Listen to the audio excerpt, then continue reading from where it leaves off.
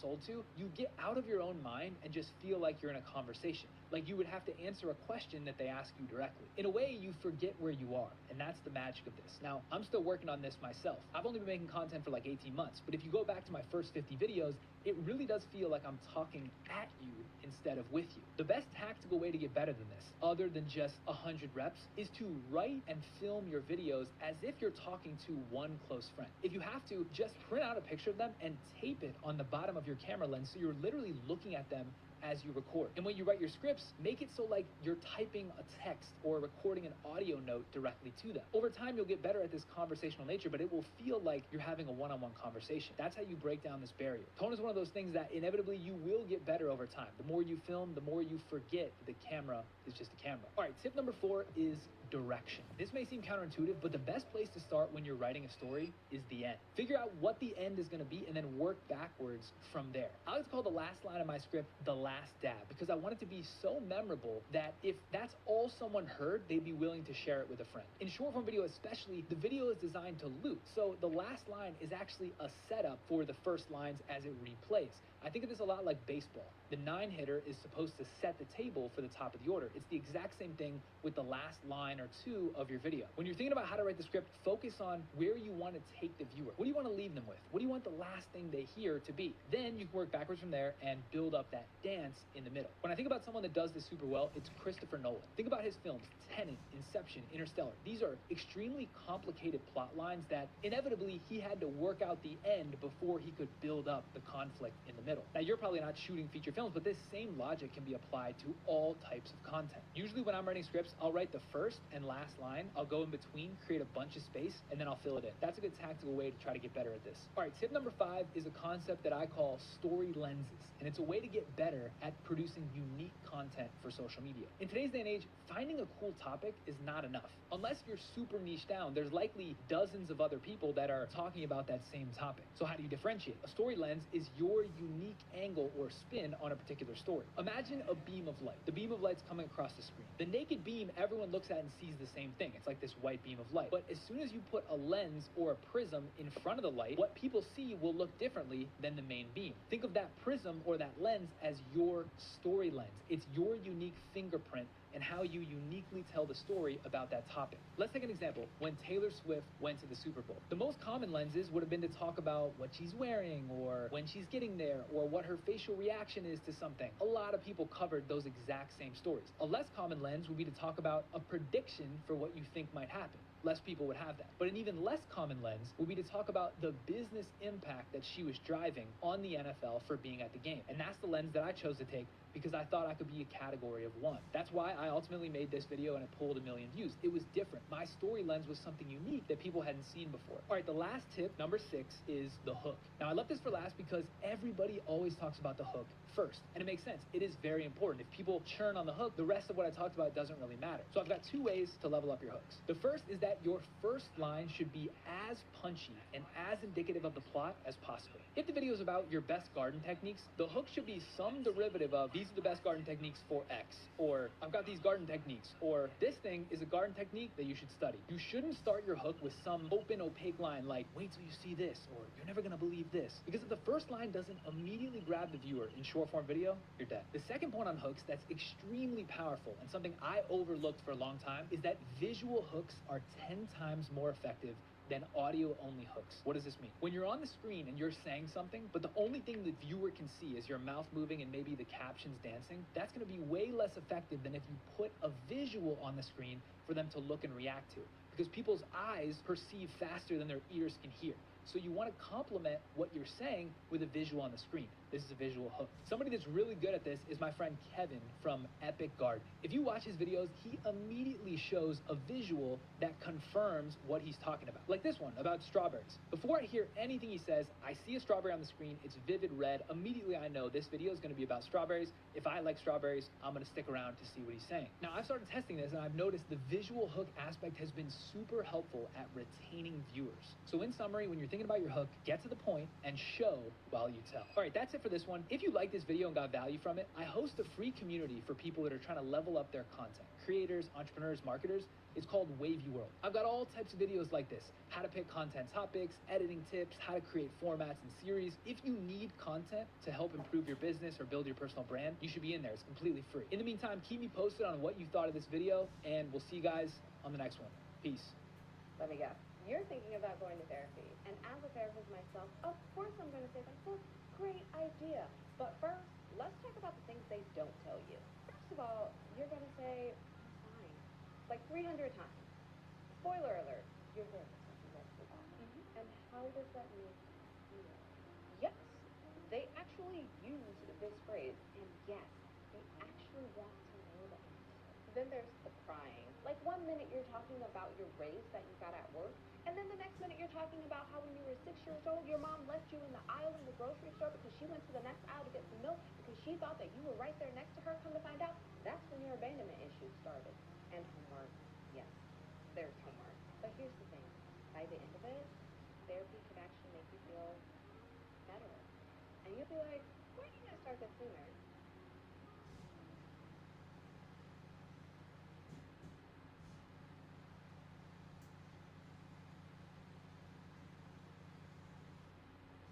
Do you know what's really fun? Making a website on Wix. Hey, we're How Ridiculous, three childhood friends and digital content creators that do epic stuff from Perth, Australia. We've got about 50 million followers. We're in the billions of views. And we're a small team. We always felt like our content was all about entertainment and being fun, but there was also this, sort of professional business side. One of the things that we knew was basically essential was getting our own website, so people would actually see a proper official group who mean business and who can deliver. And we now get unbelievable opportunities to do things like film balloon popping races with Manchester City. I don't know all the things that we're going to get to do in the next year or 5 years. But if we can do this as a job, anything's possible.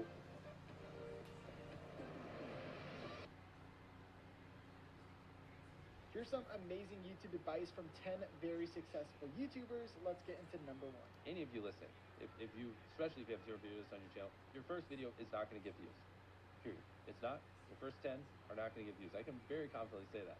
So stop sitting there and thinking for months and months on end, and just get to work and start uploading. Like, all you need to do, this applies to people who have not uploaded videos but have dreams of being a YouTuber, is make 100 videos and improve something every time. Do that. And then on your 101st video, we'll start talking, like maybe you can get some views, but your first 100 are gonna suck. There are very freak cases like Liza Koshy or Emma Chamberlain who have really good personalities, and it doesn't take them as many videos. And it's just like people who are 7'5" and making an NBA. Like, yeah, there are freak cases you can find, but for the average person like us, who don't have these exceptional personalities and backgrounds in filmmaking, just make 100 videos, improve something each time, and then talk to me on your 101st video. Well, the improve something each time is the tricky one. How do you improve something each time? The second one, just, I don't know, put more effort into the script. The third one, try to learn a new editing trick. The fourth one, try to figure out a way that you can have better inflections in your voice. The fifth one, try to, study a new thumbnail tip and implement it. The sixth one, try to figure out a new title. There's infinite ways. That's the beauty of content creation online. There's literally infinite ways, from the coloring to the frame rate to the editing to the filming to the production to the jokes to the pacing to every little thing can be improved, and they can never not be improved. There's literally no such thing as a perfect video. Don't really worry about what your niche is. Like, people get hung up on this, like, I don't know what to make videos about. It would be like a writer saying, I don't know what to write about, therefore I'm not going to write. Or like an artist saying, I don't know what my masterpiece is going to be, therefore I'm not going to hold a paintbrush. It's totally okay for your niche to emerge over time. Yes, you can take a very calculating route and plot it out in advance and be like, okay, this is my path. Or you can do what I recommend, which is just start making videos on YouTube about whatever you enjoy, whatever you want. If I was starting on YouTube, I wouldn't really worry about the niche thing. I just think, you know what, let me make videos about the things that I enjoy, maybe some close-up magic, because I'm not a total loser. Maybe like iPhones, maybe like, my favorite pen, maybe like, tips of getting started on YouTube, maybe life as a medical student, maybe like whatever experiences in my life that I enjoy talking about and that I think I could teach on the internet. That is the stuff I would start making videos about. And over time, as you start making videos about things that you enjoy, the audience starts to resonate with some of those things. And so your niche ends up emerging over time. I never thought I would be a productivity YouTuber, but I seem to have become a productivity YouTuber because that niche just sort of emerged over time. It was not forward planned in advance. And so if you've got a lot of interest, if you've got a lot of things you're interested in, or even if you don't know what to talk about on YouTube, just start making stuff and you will figure it out. Don't be one of those writers who says, I don't know what my bestseller book is going to be about, therefore I'm not going to write a single word. It's the same with YouTube. Who cares if you don't know what your niche is? Your niche will change over time. I started off making videos for medical school applicants. I now no longer care about medical school applicants in terms of making videos, and therefore it just sort of changes over time. So don't worry about it. Don't overthink it. Just make the videos that you enjoy and start. Strongest call to action is to watch another video. Because now all of a sudden your channel went from, like, say 8 minutes of watch time to 16 minutes of watch time if they watch another one. And it shows that this person is in your little watch web. It also gives you another ad impression. Like, that is the metric that YouTube cares about. Sure, you can ask them to comment, you can ask them to like, that's totally fine. But watching another video exposes them to more of your content and shows YouTube, I am a channel that keeps people on this platform for 16 minutes rather than just 8. Yep, it's incredibly well said. And for everyone listening, 2 call to actions, it sounds like. One in the first third, and maybe the like. You don't want to ask them to watch another video and leave your current one. Yes. And the outro, just to clarify, is watch another. Correct, yes. As opposed to decision fatigue of like, watch, comment, Exactly. subscribe. Yeah, people don't do anything. It's a meaningless call to action. Patty Galloway is talking about the ideas of your video, and then he's also talking about the titles. When it comes to ideas, and this is something we do, I just don't think we've talked about it enough. No, for sure. He said to think of 100 ideas, bring it down to the top 10, and then choose one. Because I can't believe when people think of one video idea and they just go and make it. Creating can be lonely. I'm the scriptwriter, the filmmaker, the editor, basically the answer to everything. Yes, hello, this is Jen. In general, it could just feel isolating and difficult. But branding doesn't have to be hard, and here's how GoDaddy could help you. With GoDaddy's professional tools, their AI domain search finds available domains instantly. Just type your brand idea and get dozens of options in seconds. It even helps you set up custom email addresses, so no more using generic accounts and you look more professional. I also love how the dashboard lets you easily access tools for domain, email, and even the website builder, basically everything you need in one platform. And even though you're still wearing all those hats as a creator, it doesn't have to be such a lonely process when you've got all the right tools, so go check out GoDaddy for their professional tools.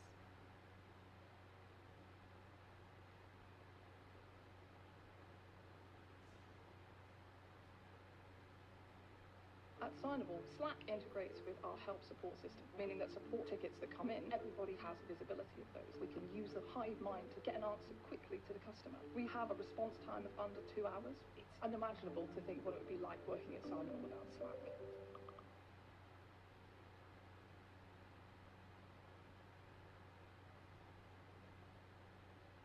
Keep in mind, he's working with like Mr. Beast. He's working with people who require a like killer video idea. The point is, ideas matter so much on YouTube. Start with volume and then work your way in to the best ones. You know, transitioning from a video idea to actually landing on a title. When Patty was talking about titles, it's just crazy how just the reframing of the right title will cause so much interest, and his word was curiosity. He gave a really cool example. He was working with a client, and the first variation of the title was inside a $1.7 million New York loft. They didn't really love it, and there was nothing really interesting about it except the money value, but there's probably more expensive ones or whatever, right? So then they changed it to I found the best loft in New York, and they liked it better. They thought it improved. And then they added one more thing to it, which was I found the best loft in NYC, ... but nobody wants it. And they were like, that's the title. They opened up this curiosity loop. If it's the best loft in New York City, why does nobody want it? How can you breed curiosity into that? Because naturally, you want to click on something that sparks curiosity. You want to know the answer, and so you want to click on that video. On that note of like deciding what videos to make, how much are you good? How much does it play on your mind of I know if I make this sort of video, it'll get this many views, versus more like I feel like making this video because I feel like it, and sort of that to me that's always felt like a bit of a spectrum of like doing things because I feel like it versus doing things because I know they'll perform well. How do you think about sort of videos along that spectrum? Yeah, so I think this is super lucky that the videos that I know will do well are the most interesting to me also because they're about probably a piece of tech that is so cool that I want to check it out anyway, right? So on one half, it's like, what videos will do well? It's the hottest gadgets, the most impressive new things that people haven't seen before, collaborations with really cool, interesting people. Those I know before we make them are like, oh, those are going to do pretty well. And on the other half is, what do I want to do? And sometimes it's, well, I want to check out this gadget. This seems pretty cool. Well, I kind of want to talk to this person. They seem really interesting to talk to. And suddenly, like, they're like meshing together, and it's kind of the same pool of things. So often, again, it's like I don't have that much pressure to like, I'm not into this video, but I'm gonna do it anyway because I know it'll get a lot of views. That doesn't happen too often for me, because if I know it's gonna get a lot of views, why is that gonna get a lot of views? Because it's a really interesting piece of tech. Oh, okay, so I'm in. And has that always been your attitude, or was that a thing that changed over time? I think that's something I figured out over time. I know that there are videos that I make that aren't going to blow up like the ones that are the most popular gadgets, but I still want to share them because I still think they're cool. And I think if I can make the video in a way that actually shows why I'm so interested in it, then it will eventually be interesting to people and will catch on. So I think that's something I sort of learned probably in the second half of making videos, which is that we can sort of justify pretty much any video we want to make. Hey, I'd like to take a moment to talk about the sponsor of this video, Podcastle. Whether you want to do a solo podcast or have all of your friends on, Podcastle allows you to have up to 10 remote guests at a time. One of the coolest parts about this is that each person is going to be recorded locally on separate tracks. And it's really easy for bringing guests on because they don't even need a Podcastle account. You just need to send them their link, and then they can come onto your show. Podcastle even has a mobile app, which makes it really easy for recording and exporting your content on the go. They truly make it as simple as possible to produce your podcast. Thank you so much, Podcastle, for sponsoring this video. Is there ever a point where it's like, there's too much content, I can't watch it? I think so. And that's why sometimes, creating more content is not necessarily a bad thing, because somebody might skip a day. And if they watch your video today and they didn't watch yesterday, they'll be like, oh, go back. She had one yesterday, so let me go back and watch that. I mean, I think it's really just about like focusing on what your audience is. Sometimes you might not know what your audience is, but just listen to them. I mean, I'm very quickly able to tell if somebody Mic check, mic check, mic check.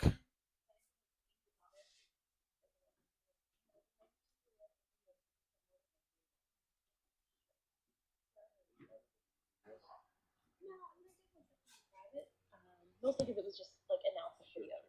Like, yeah, it's like, hey, come, yeah, come meet me here. Well, that was a week ago. Yeah, Hello, sir. Can lead to How you big doing, opportunities. dude? And one of the things that people make the mistake of is they're too focused on vanity metrics. And so we think, and we have mistakenly defined success on YouTube as you got to give a social play button. You got to give a play button. Without giving email. And I believe that's a flawed definition of success. Views for subscribers are not the only metric for success. The underappreciated benefits of starting a YouTube channel is the connections and communities that you build with your audience. YouTube allows you to build a loyal and engaged following, which can lead to opportunities for monetization, other forms of income, collaboration, and even career opportunities. So the mistake people are making is they're like, is it too late to start a YouTube channel? It's like, well, what do you even need? Like, is it too late to start a viral channel? Why do you even need to go viral? Yeah. What if you have a different business model? What if you get a promotion at your job? What if it leads to that next connection or that next partner? What if it leads to your future spouse? Like, there's a lot of opportunities that could come from starting a YouTube channel. And so, I just want to present you the data that possibly defining it just by subscribers or vanity metrics is a limited, if not completely flawed, definition of success. And speaking of starting a new channel, or if your channel is small, if you haven't heard, we actually are doing a 5-day free YouTube challenge. And so you go to tube1kchallenge.com for the new year. If you're interested in saying, Sean, I do see the opportunity on YouTube. I would like to learn some of the best tips and strategies. You can go to tube1k, the letter K, challenge.com right now. If you want to jumpstart your views right now, and maybe you're not getting the momentum or the growth that you want, jump on trends within your niche. Can you talk about how that completely changed everything to you, and what your thoughts are when it comes to people jumping on trends, and what are your tips? Yeah, I think, doesn't he call that trend hacking? Yeah, for sure. Yeah, that's everything right now. That's what Mr. Beast, and from the biggest to the smallest, that is one of the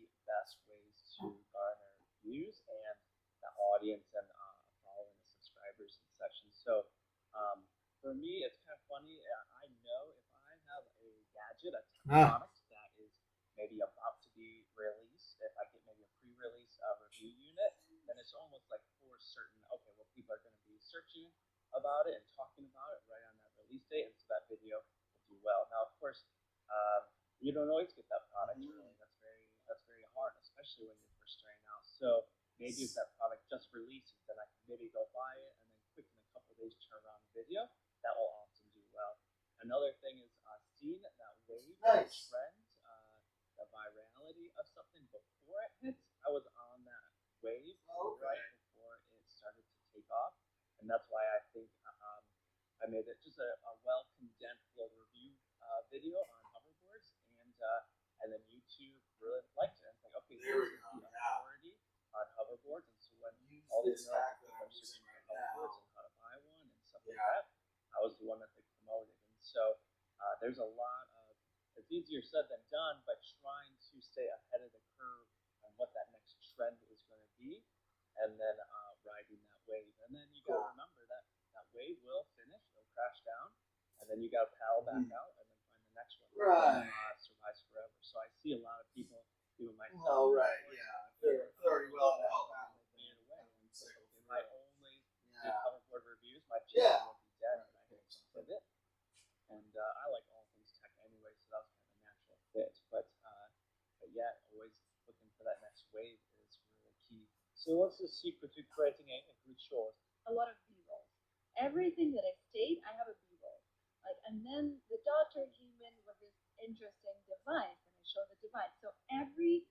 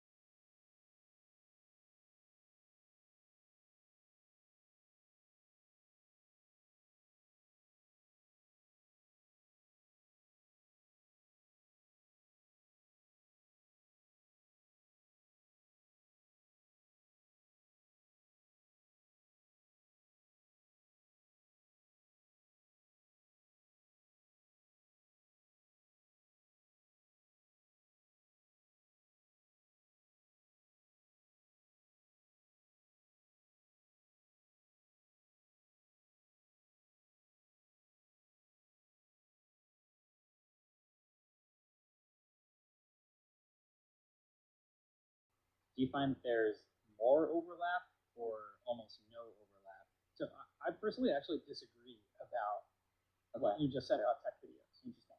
I actually think you can introduce multiple narratives, introduce new stories when it comes to the product. It's just not the same way. It's not you telling the story, but if you said like, there's two things I really like about this and one thing I really don't, all of a sudden you've just introduced something that I'm waiting for. I see. That's a story. What's the thing Marquez doesn't like about this? And I'm waiting for that. And so I think actually a lot of the advice that he's giving is, the way I take it, is more of this just general storytelling advice. And if someone's, you're introducing a product and there's no tension, there's nothing new that's going to happen, then I might not stick around. A really bad story will go like this. It'll go, this happened, then this happened, then this happened, then this happened. And you think, like, that's an extremely boring way to intake information. Yeah. And what you want is a story that goes, this happened, but then that happened. Therefore, this happened. So you want some causation between the beats in your story. And I think that's something that could exist completely in a tech video. I used to actually just watch a video all the way through and say, where am I bored? I'd get my younger brother to watch the video all the way through and just, if he noted somewhere where he felt, anyway, this is just boring or didn't make sense, he just like write a quick timestamp down on a notepad. I think it's crucial to watch the video as a viewer. And that's where editors get it wrong, that's where YouTubers get it wrong. They watch the video and they just hyper-focus in on minute by minute sections and they don't see the entire picture. Have you ever done the distraction test? Like, this is something that I do, wherein I get every single potential distraction possible. And so when I'm going for a video, I'll get my phone in front of me, I'll get my tablet in front of me, I'll get a book that I am avoiding reading in front of me, I get my cat in front of me, and then the second I want to pet my cat, I want to look at my phone, I get a notification, I'm interested, or finally I'm going to pick up that book that I've been avoiding all those months, someone's wrong here. So you can make a good sort of test for like, are things clear? Like actually audibly clear. I always say this, the average viewer usually is not listening to the video with Sennheiser 3004 keys or whatever the hell. They're just watching it on their AirPods on the train. They woke up in the morning, their mother's shouting at them to get up, and they're just watching it, or they're just watching it without headphones, and I think it's really important to consider. We've been told so much in the past to narrow your focus, so that way, the more specific your niche is, the faster you can grow. But the thing is, what happens once you've grown, but you're not happy? Like, you've grown with this niche, but now you're not happy. You're also starting to lose engagement because your audience is kind of fatigued of you talking about the same thing all the time. So with niching, it does get a little bit difficult to continue to be more and more creative over time because, you kind of just feel like things don't change that much, right?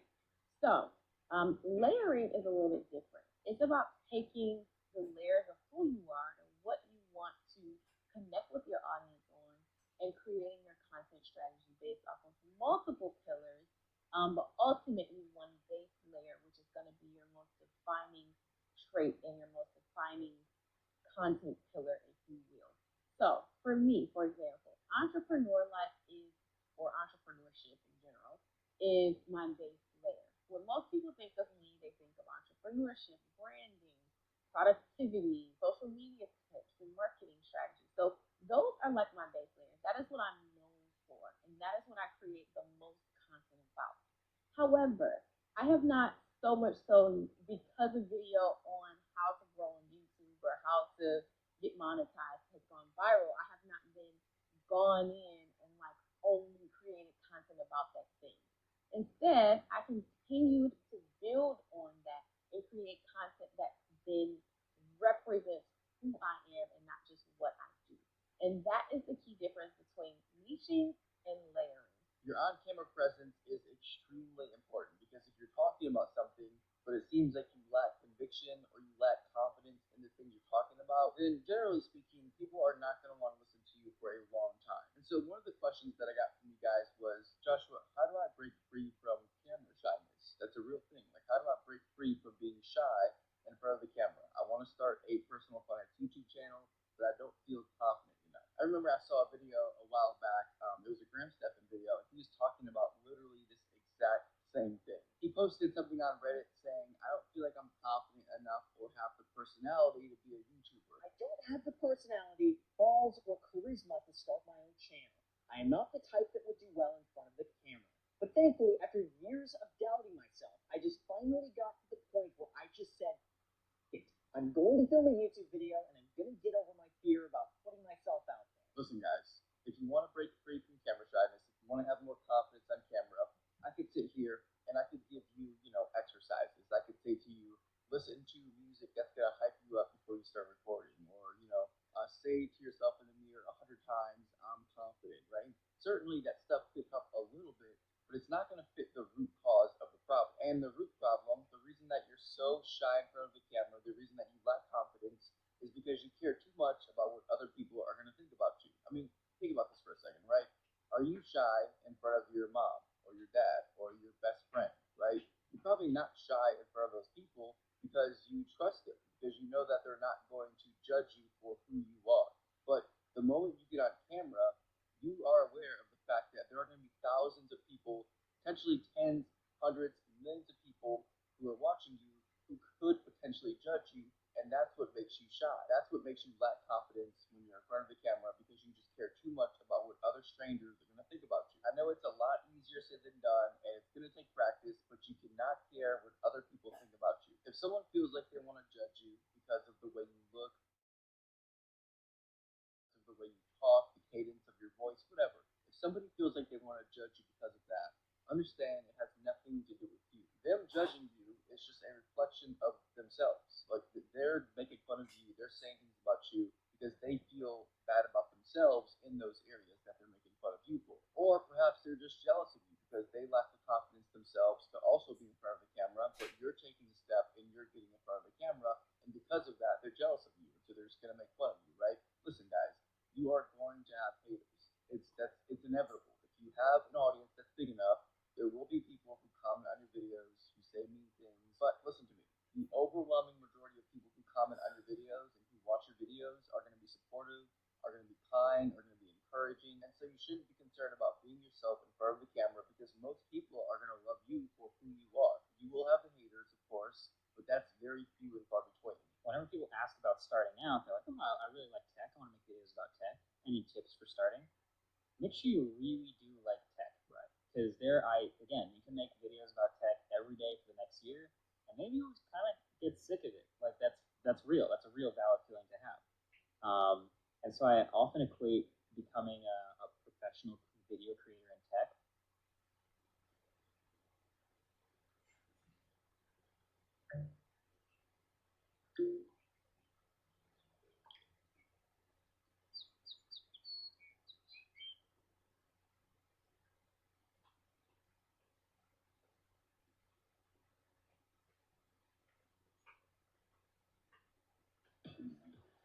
Welcome to paradise. Our Amex Platinum card got us here. Membership takes it next level. Hottest restaurant in town? Book with Resy. Event access. Endless vibes. Stay out later. Sleep in longer with late checkout. Platinum card membership. For a trip that's nothing less than iconic.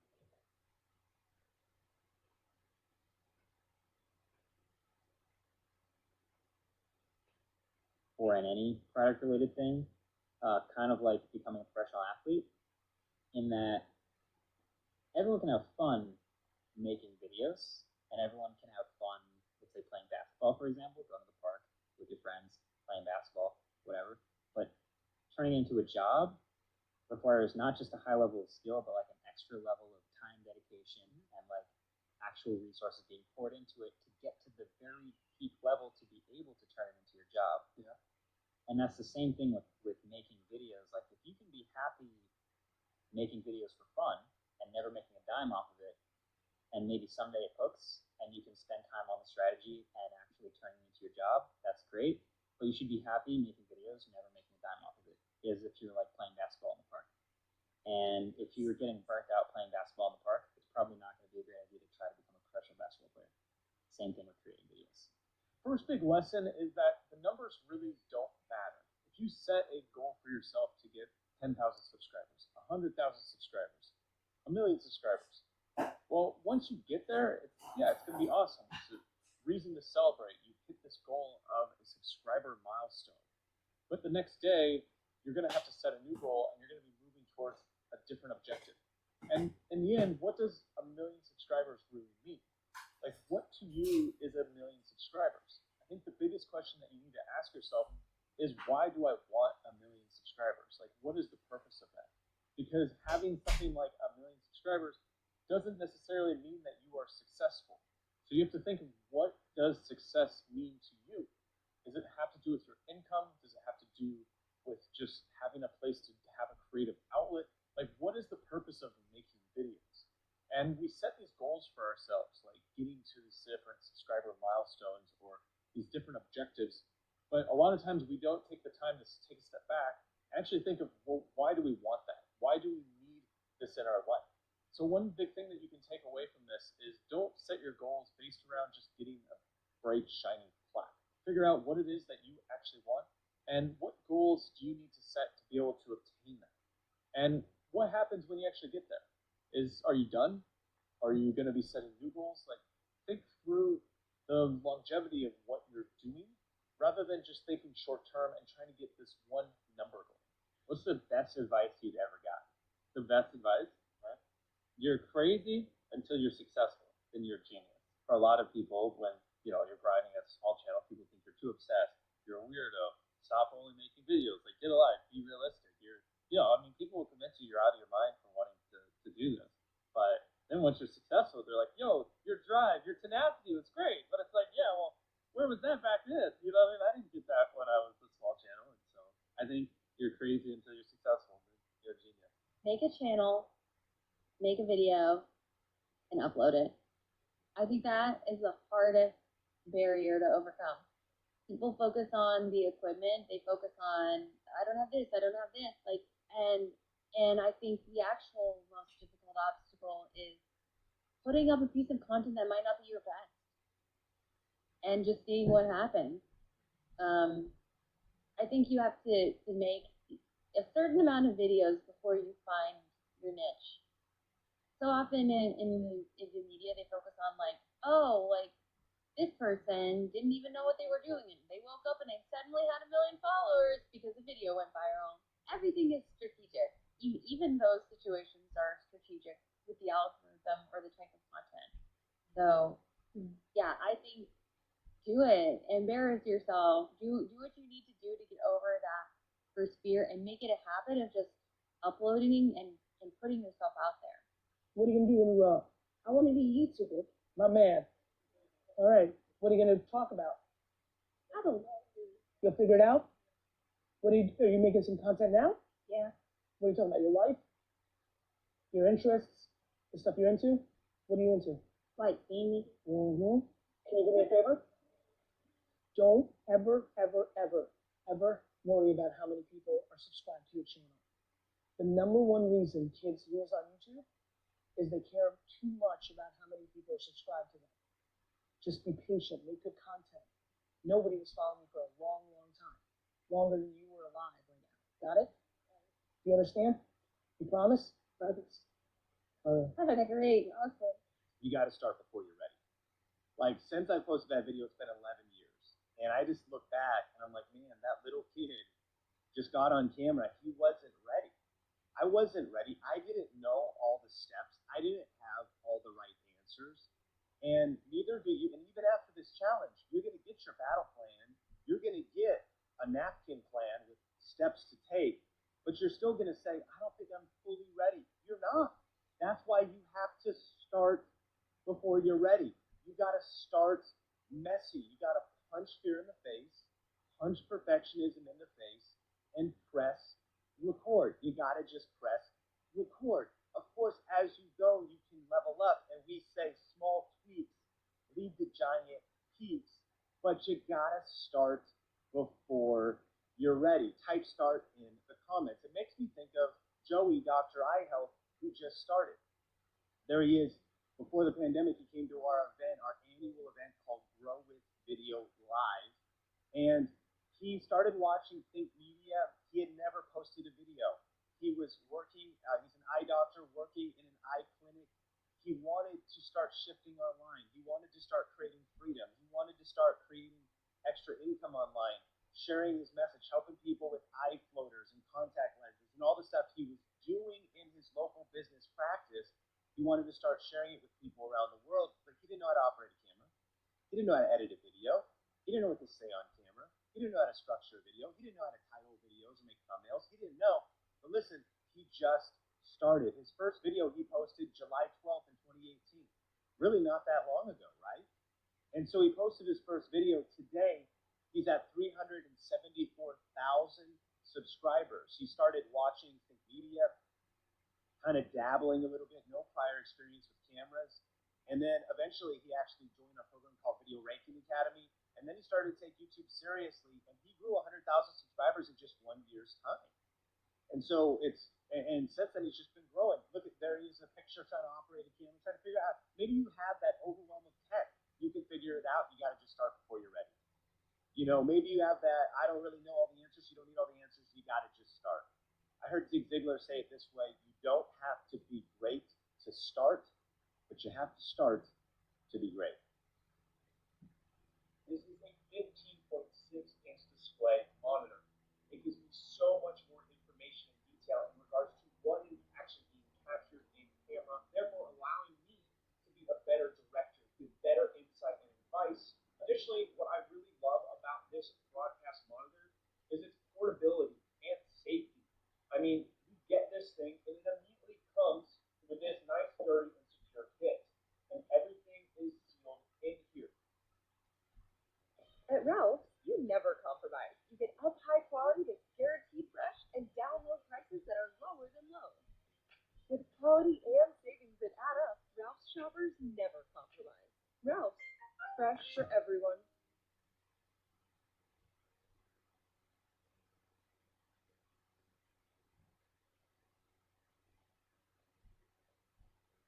If you knew what I knew, you could get 10 million subscribers within 6 months. Your first video is not going to get views. Subscribers don't matter. Views don't matter. I mean, they do. So stop sitting there and thinking for months and months on end, and just get to work and start uploading. Everything you want as a creator comes from making the best videos possible and thumbnails. Mr. Beast shares his best YouTube advice, all the way from title and thumbnail secrets to growing a channel on YouTube. It's much easier to get 5 million views on one video than 50,000 views on 100 videos. He also reveals how he's able to hook in viewers in his videos and what he would do if he started over from scratch. What advice would you give yourself when you were starting out? Your videos suck. You think your videos are good, but they suck. You know, they just do. And the sooner you learn how to make good, great videos that people actually want to watch, the sooner you'll get views. I think is the biggest takeaway. Because like when I was 14, I thought my videos were the best in the world. They weren't. They were terrible. Many people make way better videos, but I didn't think that. And I think, you know, to be successful, you kind of have to have a little bit of that ego where you're like, you know, my content's great. You got to believe in it. But also, like, if you have sub 1,000 subscribers, like, there's a good probability your videos will suck. They just do. And you need to make hundreds of videos or 100 videos. I don't know, depends on the difficulty of your videos. Improve something every time and just, like, get to the point where they don't. When you make good content, you'll blow up. It's not the algorithm. It's not anything. It's just like me and most people who are in my position, you just make terrible videos. And that's okay, because you got to make a bunch of videos and improve over time to be great. Like, you don't just pick up a baseball and become an MLB level athlete within a year. You know, it takes many, many, many years, and YouTube's kind of the same way. A lot of people get analysis paralysis, and they'll just sit there and they'll plan their first video for 3 months. And any of you listening, if you, especially if you have 0 videos on your channel, your first video is not going to get views. Period. It's not. Your first 10 are not going to get views. I can very confidently say that. So stop sitting there and thinking for months and months on end, and just get to work and start uploading. Like, all you need to do, this applies to people who have not uploaded videos but have dreams of being a YouTuber, is make 100 videos and improve something every time. Do that. And then on your 101st video, we'll start talking, like, maybe you can get some views, but, you know, your first 100 are going to suck. There are very freak cases like Liza Koshy or Emma Chamberlain who have really good personalities, and it doesn't take them as many videos, and it's just like people who are 7'5" and making an NBA. Like, yes, there are free cases you can find, but for the average person like us, you know, who don't have these exceptional personalities and, you know, backgrounds in filmmaking, just make 100 videos, improve something each time, and then talk to me on your 101st video. How do you improve something each time? The second one, just, I don't know, put more effort into the script. The third one, try to learn a new editing trick. The fourth one, try to figure out a way that you can have better inflections in your voice. The fifth one, try to, study a new thumbnail tip and implement it. The sixth one, try to figure out a new title. There's infinite ways. That's the beauty of content creation online.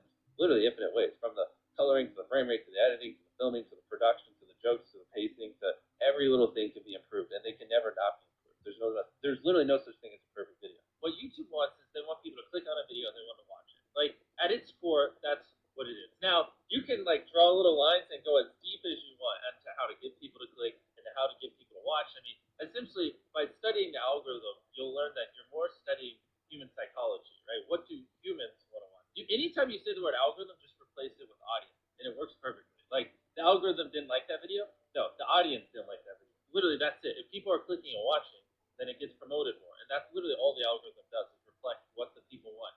2AT. And if you deny that, you just make terrible videos that are trying to find a scapegoat. What makes it a good title? Short? Not just short. It's also, if someone reads it, are they, do they have to watch it? Is it just so intrinsically interesting that it's just going to with them if they don't click on it? You know what I mean? Ideally, it's a title also that, because the titles don't live in a vacuum, right? So it has to lead into the content. So ideally, the title represents content that you would want to watch for 20 minutes. So if it's a 20-minute video, and the title is I Stepped on a Bug, the click-through rate is going to be much lower than if it was like a 5-second video. Like, even nuances of the length of the video based against the title will affect whether people want to click it, because sometimes they just all add up. I mean, it's that, yes, ideally you want it below 50 characters, because above 50 characters on certain devices, you run the chance of it going ... So, like, I took a light pole, and I saw how many dollar bills I could stack on top, and they would just go ... because it's too long, and it can't finish it, and that's the worst thing. Because then people don't even know what they're clicking on, and so it's going to do even worse. Short, simple, ideally, and just so freaking interesting they have to click, and it is a good segue into the content, and it represents the length of the content. The more extreme the opinion, typically the higher the click-through rate. If you can pay it off in the content, then it just supercharges it. So so you have a kind of estimate of the extreme. Yeah, this water, right? You're like, Fiji water sucks. Yeah, that'd do fine. But if you said Fiji water is the worst water I've ever drank in my life, way more extreme opinion would do way better. You have to deliver. Yeah, but then you have to deliver, because the more extreme you are, the more extreme you have to be in the video. I heard you guys talking about autoplay on YouTube, and I've never considered it. I've always thought about the thumbnail. No matter what kind of work your team does, Asana can help manage it. From project intake to campaign management to strategic planning and more, Asana works for you. Try it for free today at asana.com. But now on YouTube, videos automatically play. Of course. So before you film a video, what is the thumbnail, what is the video, and then what's the first 5 seconds, and then what's the first 30 seconds? By the first 5 seconds is goes with the thumbnail. Because it's possible that people open YouTube and they don't see it. They don't Especially even see it for us, because for so many people that watch hundreds of our videos, when I upload, I am first on your homepage. So you just literally don't even see the thumbnail because it autoplays so quickly. So the thumbnail is irrelevant. I have to visually convince you to click on the video. Wow, that's so interesting. Yeah, that's why we go so hardcore. Dude, that's so crazy. So do you consider also captions in those first 5 seconds? Of course. Everything. Everything. Yeah, 100%. Wow. So those first 5 seconds, that hook is now even more important than it ever used to be. Oh, 100%. Yeah, before it was important because you had to convince people to watch. Yeah. Now you have to convince people to click and watch at the same time. Whoa. With the first 5 seconds. That's dropping CTR now too. Yeah, it is 100%. Wow. I roast that. A lot of people who have boring first 5 seconds. It's brutal. Your title and thumbnail set expectations, and at the very beginning of the video, to minimize drop-off, you want to assure them that those expectations are being met. You click on a video where of his where it's Tether is a scam, and then at the very beginning he starts talking about literally anything else, then you are like, oh, this is what I clicked on. But if at the very start of the video you go, Tether is a scam, and I'm going to teach you why, then it's okay, you match the expectations. So at the very beginning, match the expectations, and then you want to exceed them. So you want to assure people that what they clicked on is what they're getting, and then blow their mind and be like, what, you're also getting even more. That's how you lower drop-off, which a lot of people, sometimes it takes them 20 seconds to really meet the expectations, and so you lose, that's where you're going to lose everyone. Everyone's videos start like this, and then it levels off. So you want to reduce the amount of people that click off on the audience retention graph. I hope you're popping up graphs while I'm saying this, so it's easier for people to visualize. We really should drill this home, because the number one thing is retaining as many people as possible at the start. Because envision a chart where you lose 35% of your viewers in the first 30 seconds, and then envision one where you only lose 20%. That's 15% more people that are watching, throughout the video than not. And it's not like you made the whole video like a bunch better. You just had a more strategic intro that hooked them. I'm struggling to put this into words and like to really impose how important that is, but like that 15% difference in viewership really does make the difference between having like 2 million views on a video and like 10 in my head. The thing people undervalue the most is literally the first 10 seconds of the video. Like, I think I can quote it. I tied up an FBI agent. I have $100,000 in this bag. Here's a knife. Good luck. And I just run away. Like, it gives you everything you need. No wasted words, short, concise, and then tension. You basically want to remove every dull moment. You probably want to find the 10 most critical people you know, make them watch the video, and just roast it. Certain things like if I just talk to a camera for 10 seconds without a cut, like a lot of people will just like get bored or they'll lose interest. So like having a B cam and a C cam, and you can just talk for 10 seconds, but 3 seconds then cutting to a B cam and then a C cam. Like now it's more interesting, even though it's essentially the same thing and not that crazy. But you want to have good pacing. Typically having a payoff at the end keeps them, right? Last Blue Circle wins 10 grand. If there is a low moment halfway through, you're going to watch the end because you want to see who wins 10 grand. So having a good payoff at the end. How do you keep viewers watching and happy with the video? I would say just give them why they click, tell them why they should watch, and then just stick on topic. Like that right there isn't even super complex, but that would already put you in the upper echelon of YouTube. It's hard for a lot of people. People, for whatever reason, like they just drag it out. A lot of vlog channels do it. It's like eating $100 ice cream. And they'll be like, I'm gonna eat $100 ice cream.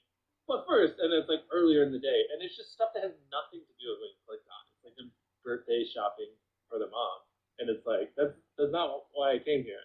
If you're looking to grow your YouTube channel, I gotta tell you about this before we get to the rest of Mr. Beast's genius advice, and that is that we at the media are doing a free YouTube challenge to help you grow your first 1,000 subscribers on YouTube or make your first $1,000 on YouTube.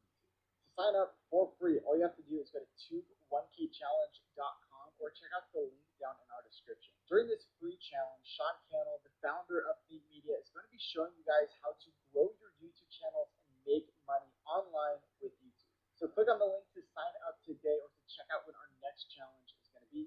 Okay, let's get back into the video. What's interesting is the longer people watch something, the more likely they are to keep watching. So you don't have to try as hard in the hypothetically back half of the video as you do in the front. Like even right now, we're so deep into this where a lot of people listening are probably just going to keep listening relatively close to the end unless we just have a really boring part of this conversation because they're just in it. They're immersed.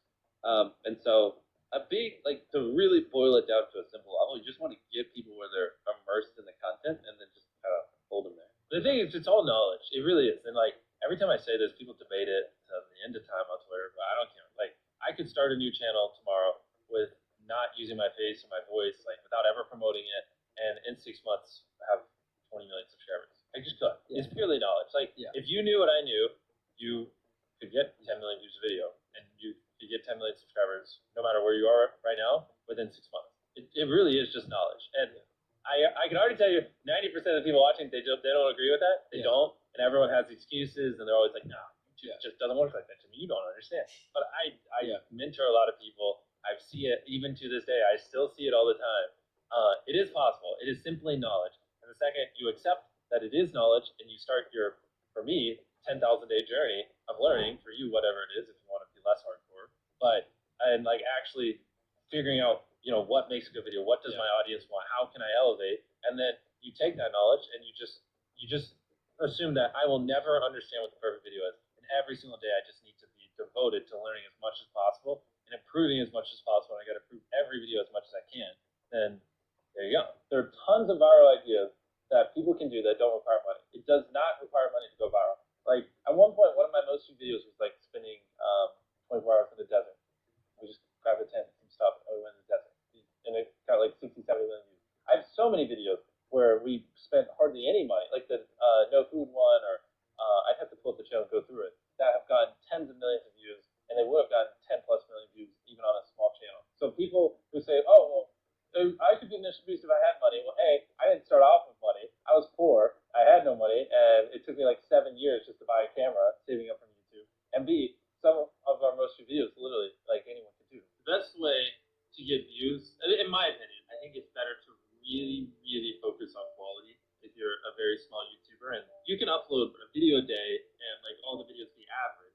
And like none of those videos will really stand out. None of it's like epic enough for like the algorithm's gonna go, oh, this video is good. Like we need to spread it. I feel like a lot of small YouTubers, they just post like videos that aren't bad, but they're not great, and they just do that, and none of them ever pop off, so they never get an audience. Where it might be better to like, upload half or a third or even like a fifth of the videos, but make the videos you upload so freaking good that like the algorithm has to promote it, and that it has to find audiences for it, because it's such an interesting and good video. When you like set a consistent schedule and you're constantly having to upload videos that aren't as good as you'd like because you got to hit, oh, this Monday I said I'd upload every Monday, like it's a dangerous trap, because then the viewers notice that the quality isn't as good, and it makes them less likely to watch, and I think it hurts your longevity. A lot of times people, oh boy, it's like they think their videos are better than they are, honestly, and tell them, Jimmy, tell them. I mean, they do, and you have to that, and they have horrible friend groups, because you really are like the type of YouTubers you hang around, and so like a lot of times I'm just like, what you're saying is wrong. Who told you this? And they're like, well, this guy, and it's like, well, they're wrong. It's not true. There's no such thing as a perfect video. Like someone should always call you and get on your video, because it could be better. Like because imagine if someone does that every video, and you upload hundreds, if not 1,000 videos over the next 10 years, and every single time someone's critiquing you and you're applying what they're critiquing. Like imagine the compound effect over that time span. It's invaluable. People think it's like, oh well, it's all like CTR and stuff like that, but a big thing that everyone underestimates is this: what was your experience with your last video? If people loved the last video of yours that they watched, they're more likely to watch your next one. For the YouTubers watching, when people watch your video, they go, okay, that was good, but like that's enough of you for the day. Like it was all right, right? Whereas what you want is them to go, holy crap, that was crazy. Oh my god, what's that? Holy crap, that was crazy. Oh my god, and they watch 10 videos. That's what you're going for. That data can't describe, and like I've never heard anyone talk about that, but that is it. That's how you get these high view counts, because people watch 10 videos, not one.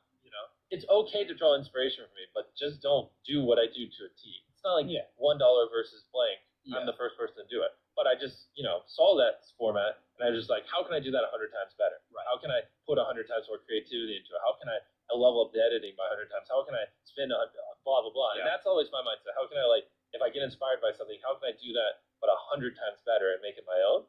Whereas a lot of people are just like, oh, Mr. Beast did that. I'm just gonna do it. How do I make a good thumbnail? How do I get people to click my video?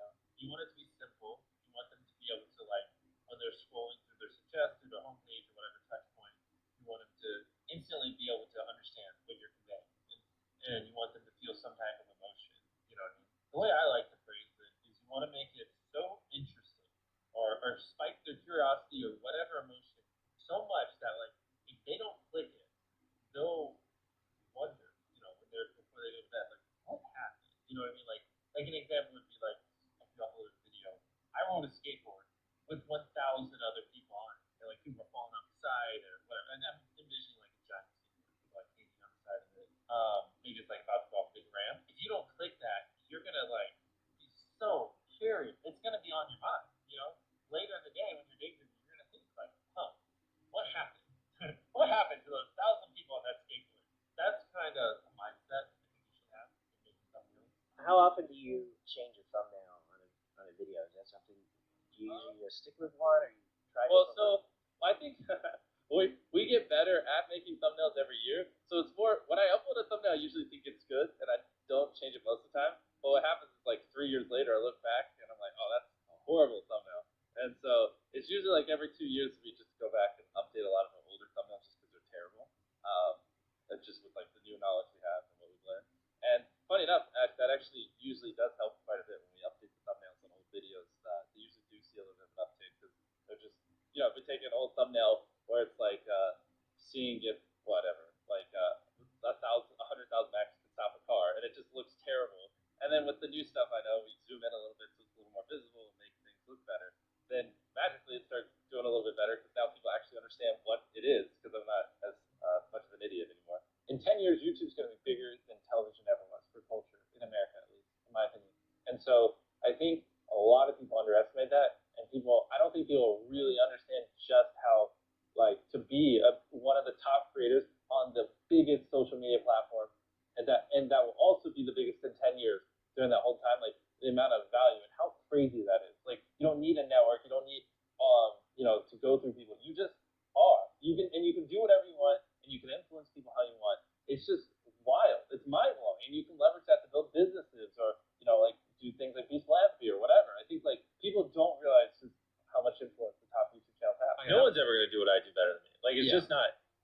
even humanly possible. Like I reinvest every penny I make. Yeah. I work every hour I'm awake.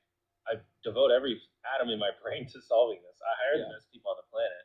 I've been doing this for 14 years, and I think in decades, not years. So I'm going to be doing this for another 20, 30 years, not 2 or 3. So no, the next me isn't going to be me because no one's going to do what I do better than me. It's not possible. If I thought someone was doing better than me, I'd just start sleeping less so I could work even more. Like I'd figure it out. I don't give a The barrier to entry to be you is extremely high, Yeah. right? Especially where you're Well, at it's just because now. I'm all in. I'm crazy. Like Yeah. people shouldn't be me. I don't have a life. I don't have work-life balance.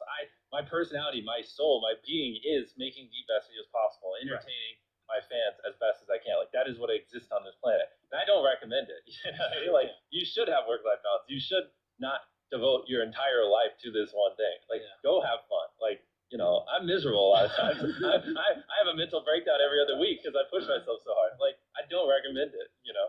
What do you think gets us to 1 million subscribers? Well, subscribers is an arbitrary. Okay, number. so That million, doesn't matter. million views. No, you should ask me what helps us make the best videos possible. That's Okay, the only very question you should ask me.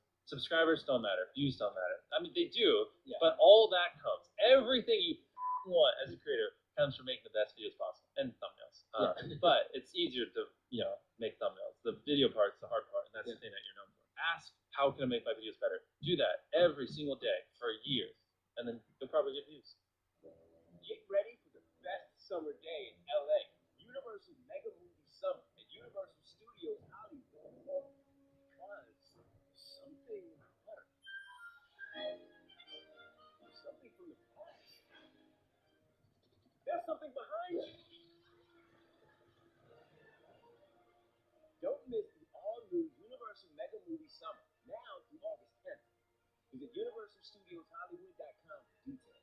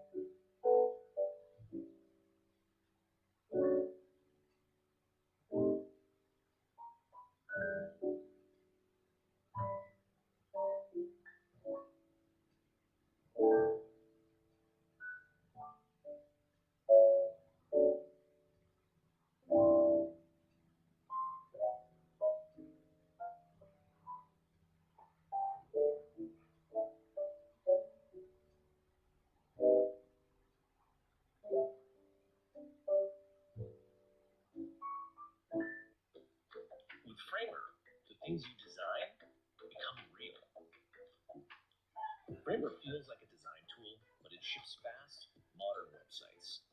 You can start from scratch, import from Figma, or choose from thousands of free and premium templates. Framer's easy to learn. There's frames, text, and stacks. Combine them however you want, add whatever you want, and make everything responsive. Then the only thing left to do is hit publish. That's Framer.